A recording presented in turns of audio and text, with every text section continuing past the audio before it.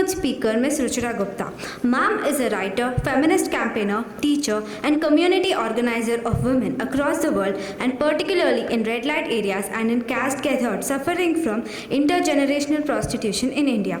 She is the founder of Apne Aap Women Worldwide, a grassroots movement to end sex trafficking in India. She has designed and teaches a course on human trafficking at New York University. She writes columns for The Telegraph, Outlook, The Guardian, CNN, New York Times, The Hindu, and Janasatta. She has won an Emmy for her documentary, The Selling of Innocence, and the Clinton Global Citizen Award for her work to end sex trafficking globally. Ma'am has testified to United States Senate for the passage of the Trafficking Survivors Protection Act, addressed the UN General Assembly on human trafficking for creation of the Trafficking Survivor Fund, and this past year she was instrumental in the passage of India's new anti-rape laws that also criminalize the process of trafficking, the first of its kind in her country. Ma'am began her career as a journalist working for the Telegraph newspaper Kolkata, the Sunday Observer Kolkata, the Business India magazine New Delhi, and British Broadcasting Corporation New Delhi.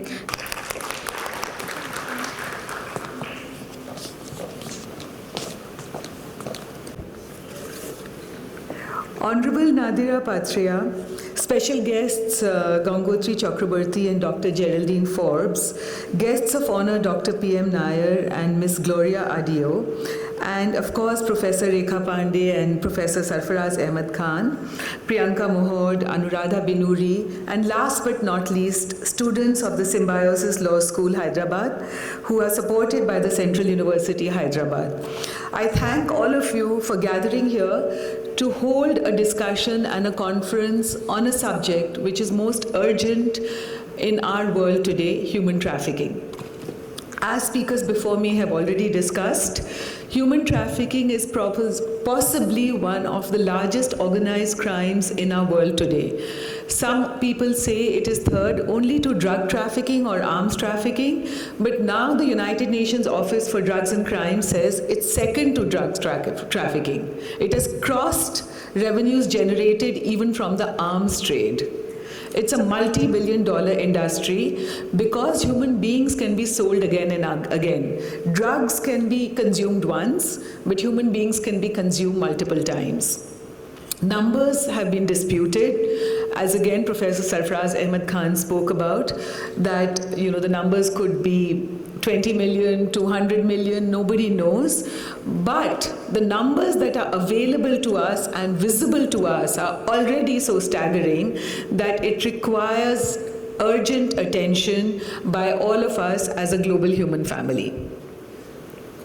As we know, 1 in 3 victims of domestic violence are women. Similarly, we know that 70% of those who are trafficked are women and children. We also know that the numbers of those who are being trafficked are going up globally, and the ages are coming down. The average age of a girl being sold into prostitution in India is between 9 and 13, and in the United States between 13 and 15. The youngest I have met is a 7-year-old in Bombay. She hadn't even begun menstruating. Ice was used to break her. We do know about 19th century slavery. We do know the numbers that are estimated and projected about 19th century slavery. The numbers of people transported in the transatlantic slave trade. Already in our world today, we know that those numbers have been crossed by the numbers of people who are victimized by human trafficking. So I want all of you to think for a moment as I begin my lecture on this subject, to shut your eyes and think of that victim of human trafficking. Who is she?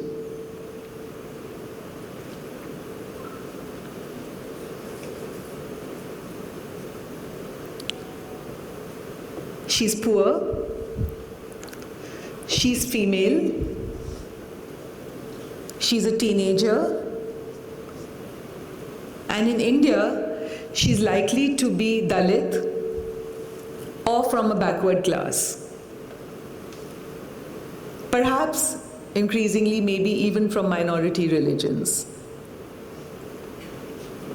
In the United States, similarly, what is the face of human trafficking?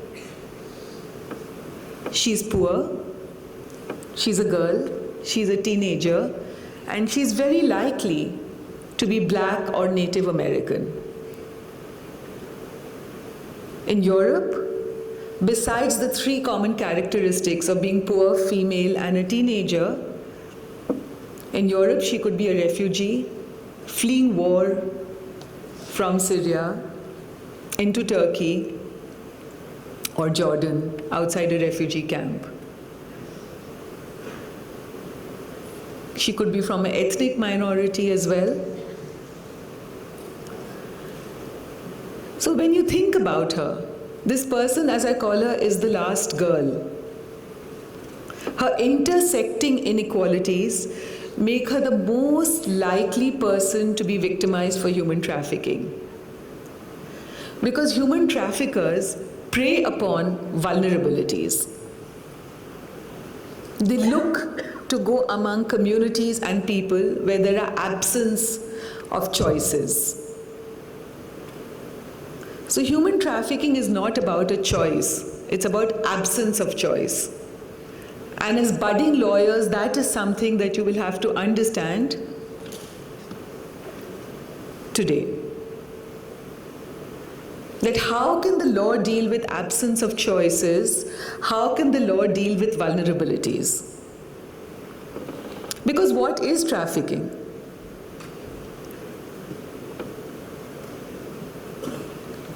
As per the United Nations Protocol, trafficking is composed of three elements: act, means, and purpose. The act is a whole list of things, and any one of those could be used, from sale and purchase and kidnapping and harboring, receipt, to the means which are used, which of course most of you will think it's about force, fraud, coercion, but it's also about abuse or the abuse of a position of vulnerability. Coming back to my definition of the person who's trafficked, that last girl with the least choices. And what is the purpose? The purpose always is exploitation. Now, in the UN protocol, exploitation is also defined as a whole list of possibilities, ranging from prostitution to cheap labor, to domestic servitude, to the organ trade, to child soldiers, even to child marriage, and other forms of sexual exploitation, which includes now pornography. Now, in this definition, you will notice in the UN protocol that two things are very new and very unique. One is that while there is force, fraud, coercion, there is also abuse of a position of vulnerability. So this definition puts a lot of emphasis on vulnerability, the absence of choices that victims suffer from, which are taken advantage of. And the other unique thing which the UN protocol does is that it takes away consent as being an essential element to define trafficking, which means a person may consent to being trafficked because of her circumstances or his circumstances. As I said earlier, that person may be poor, that person may be a child, that person may be female, that person may be from an ethnic minority, a religious minority, a marginalized caste, as in our country.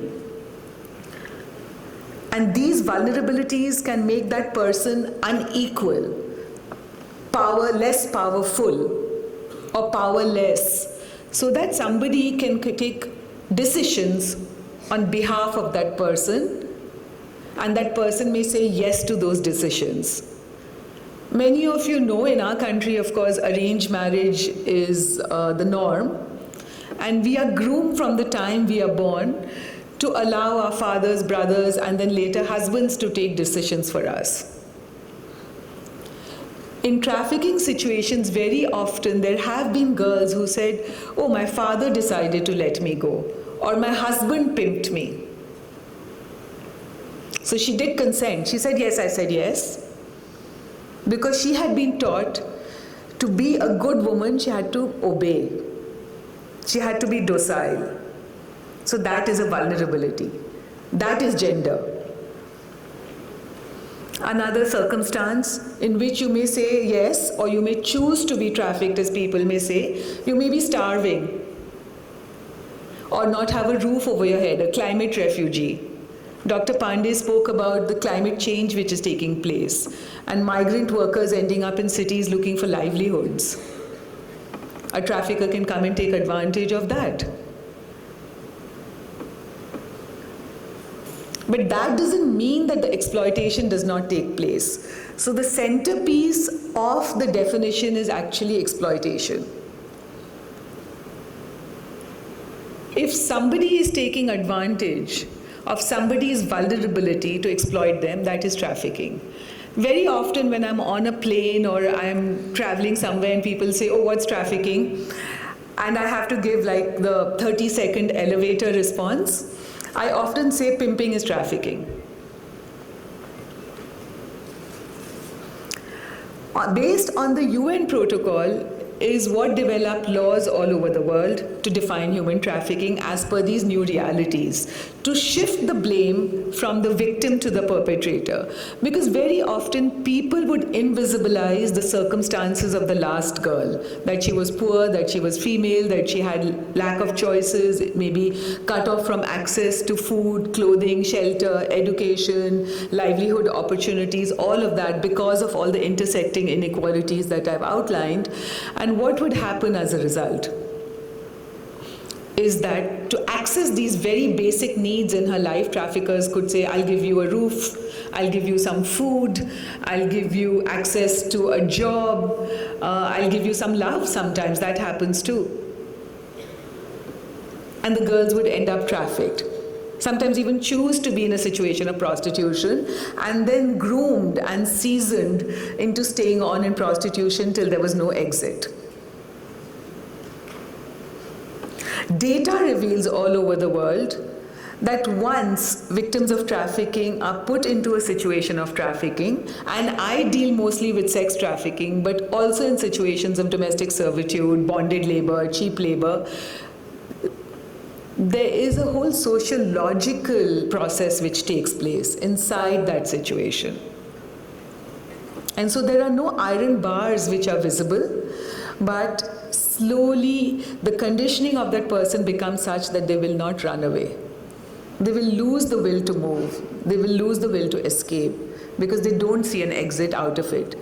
The same conditions of the lack of basic needs plus the colonizing of the body and the mind begin.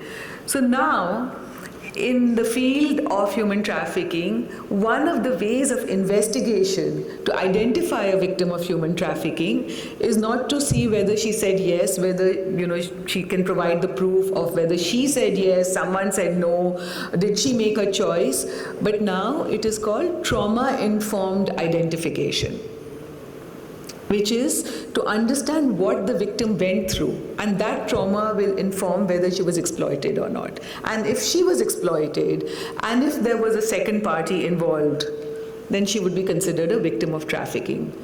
So this UN protocol, on which now global laws are based across countries, actually took away choice, emphasized vulnerability, and shifted the blame from the victim to the perpetrator.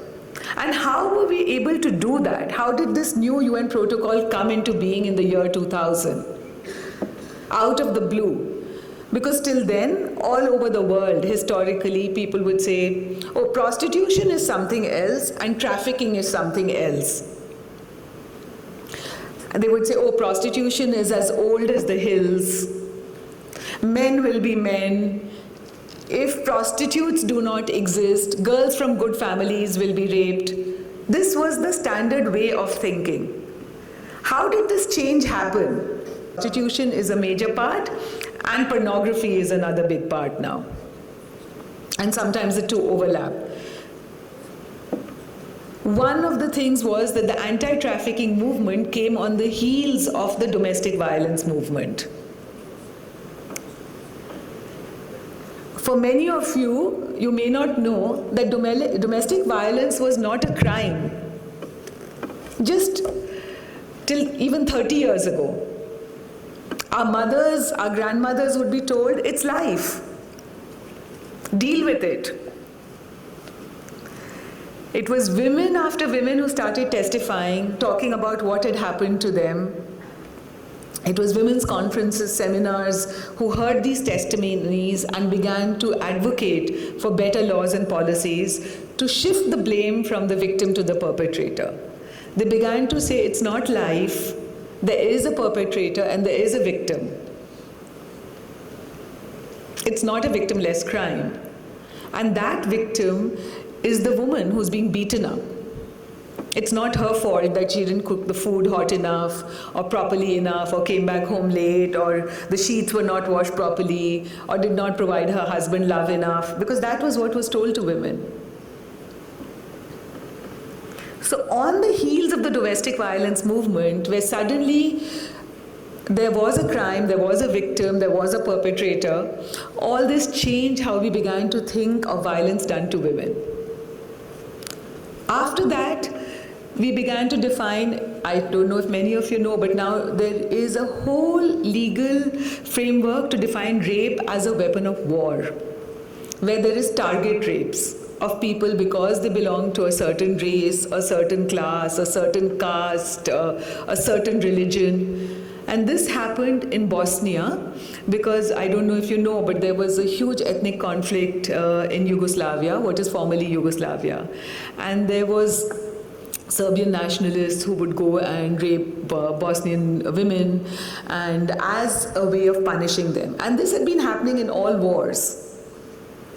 And suddenly we began to develop legal frameworks to say that this is punishing women in the name of the state, the pure race, and all of that, and this is a weapon of war.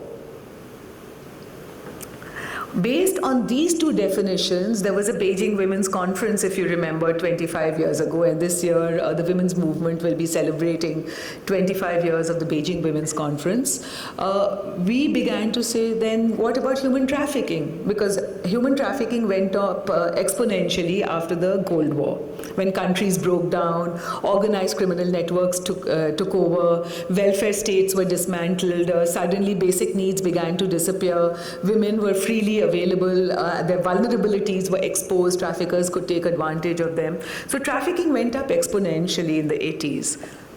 So we began to say at the Beijing Women's Conference that we need also new laws to define what is human trafficking. The old laws, the 1949 Convention on Slavery, the law on trafficking which exists in the past, these will not hold valid or are not appropriate and adequate to deal what we are seeing in front of us right now.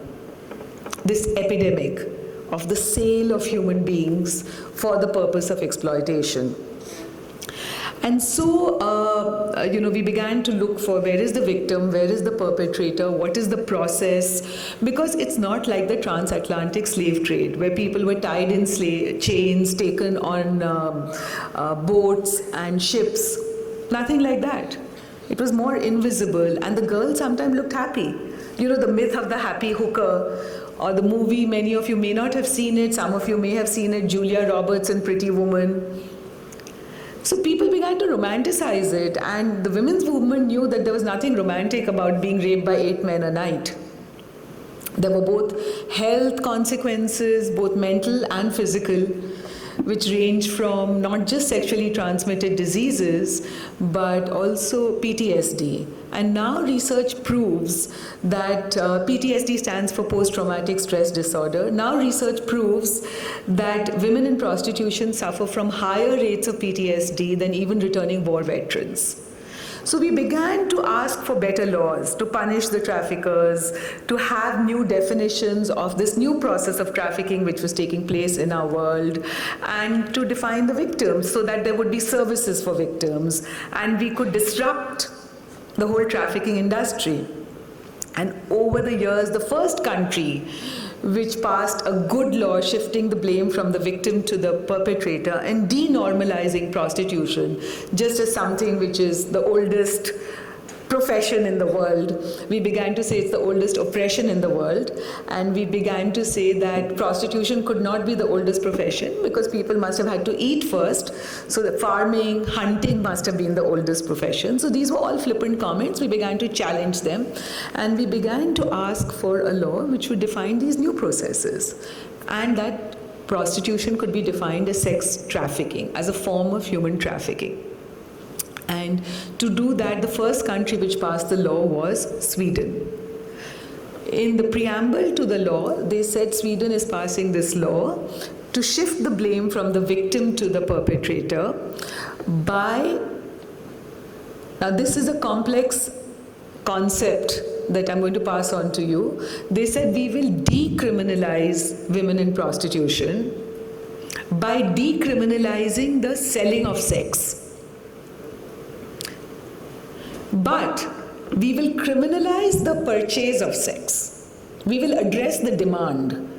Just like in domestic violence, we began to say we will punish the perpetrator and provide services to women who are victims of domestic violence, like shelters, legal support, health support, childcare support, all of that.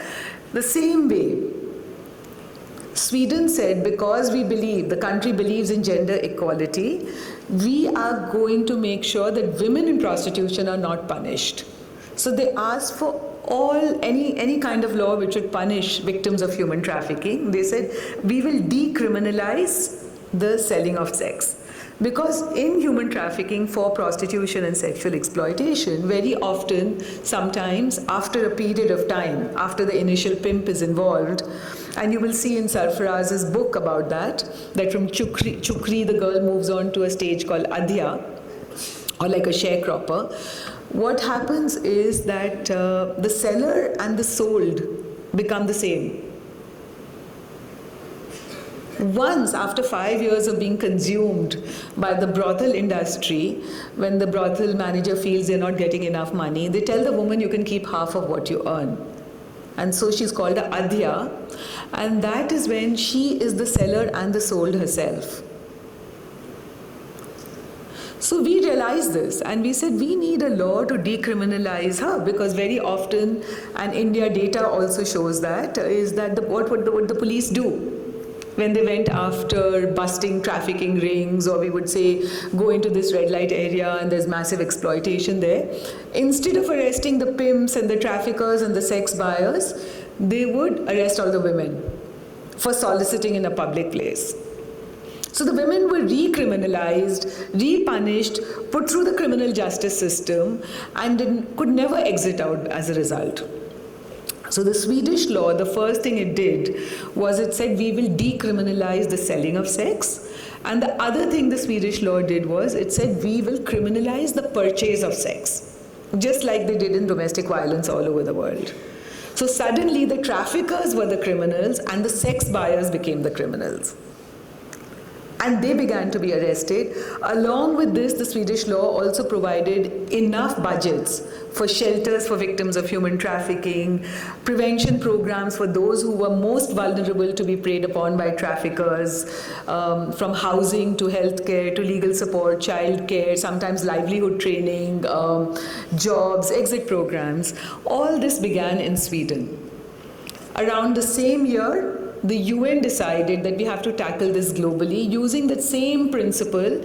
In the UN, we all lobbied from different countries, India, Philippines, Thailand.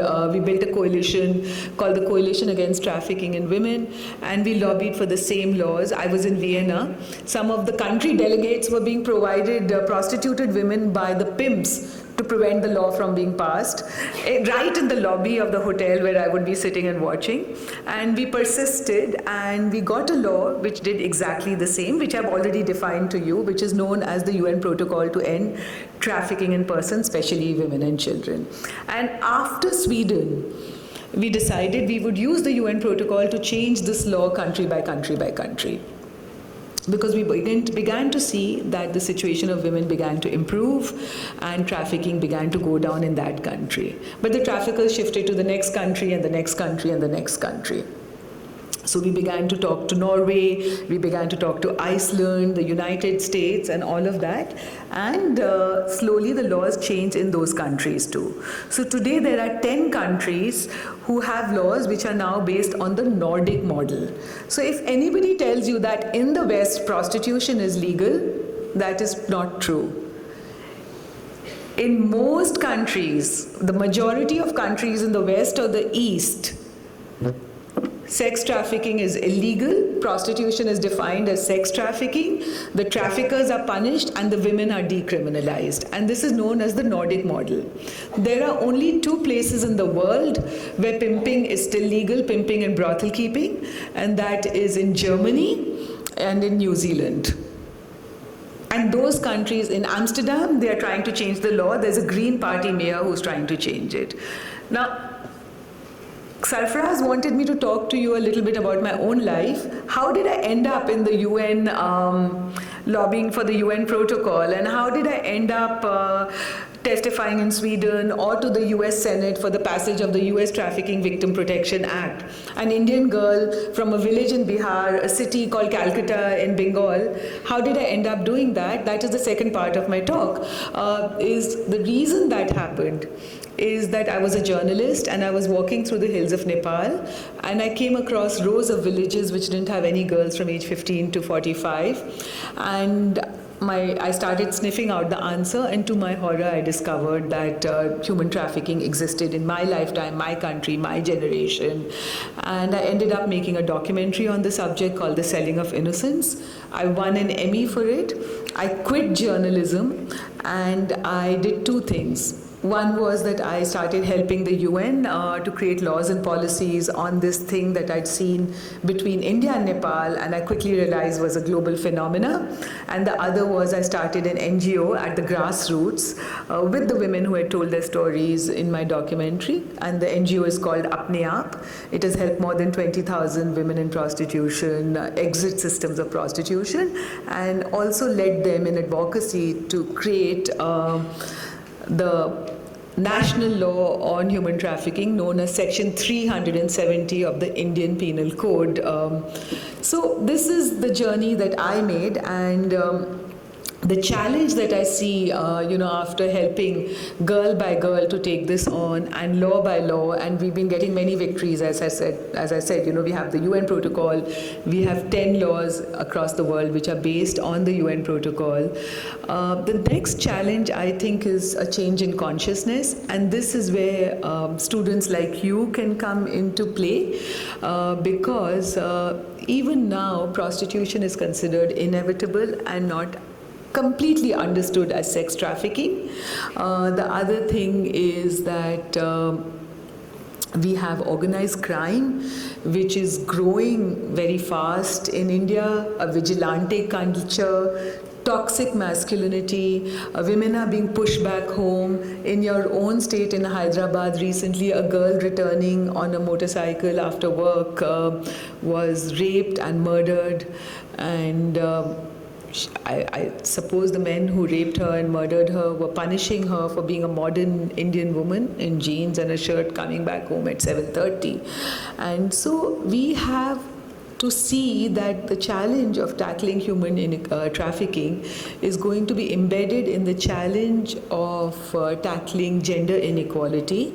And tackling gender inequality is going to be to challenge the toxic masculinity and vigilante culture, which pushes women back home. And where does that begin? I will end by talking about that. It begins by being born. Basically, it's at home, the moment we are born, that we learn that it's all right for one class of human beings to order and one to obey. It's at home we understand very quickly that it's all right for one class of human beings to give approval for work and the other class of human beings to constantly seek approval for whatever they do.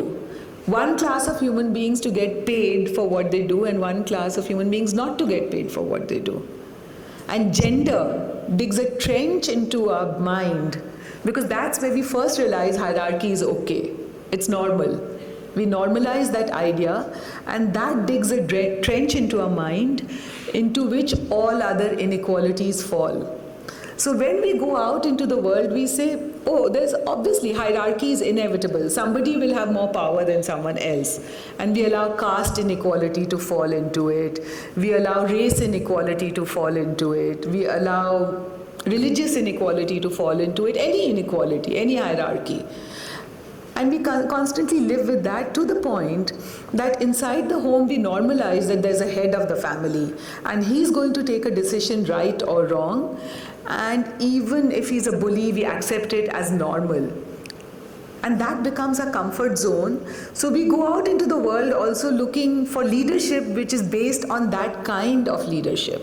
A head of the family, a bully who may take decisions right or wrong, who could even be promoting toxic masculinity. And we begin to vote in such people. There's a range of that now across the world. So we have to think about it, that we have to begin to now tackle gender inequality and see the manifestations and consequences of gender inequality all around us in every aspect. Human trafficking, of course, is one of the worst. And as I end my talk, I want you to again shut your eyes and think of that last girl, the 13-year-old in a brothel, who's looking to increase her choices. She's poor, she's female, she's 13, and she's a Dalit. What does she need? She needs to get out. She doesn't need a condom. Her basic needs are her human rights. And if, as lawyers, you understand that how will she access those basic needs and what are the systems, you will understand everything else.